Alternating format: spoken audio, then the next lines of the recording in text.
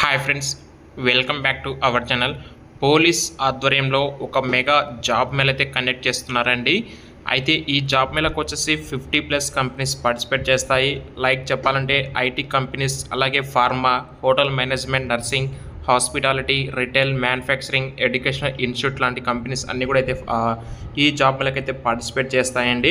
10th class దగ్గర నుంచి any qualification అభ్యర్థి అయితే ఈ జాబ్ మేళకి అటెండ్ అయితే అవ్వచ్చు. అయితే ఈ జాబ్ మేళకి ఎవరు ఎలిజిబుల్ అవుతారనేది అండ్ ఎక్కడ జరుగుతుంది, ఈ డీటెయిల్స్ అయితే మనం ఈ వీడియోలో డిస్కస్ చేద్దాము.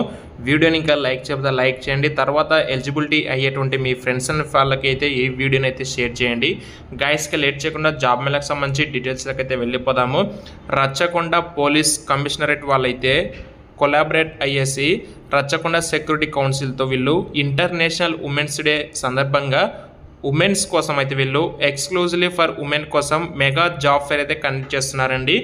ఎలిజిబిలిటీ వచ్చేసి 10th, inter, diploma, BTech, MTech all graduates, only for women's కోసం మాత్రమే.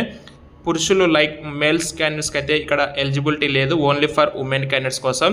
అయితే ఈ నెల మార్చి 16వ తేదీన వీళ్ళు SVM గ్రాండ్ నాగోల్ దగ్గర వీళ్ళు ఈ జాబ్ మీద కండక్ట్ చేస్తున్నారు. నాగోల్ మెట్రో స్టేషన్ దగ్గర.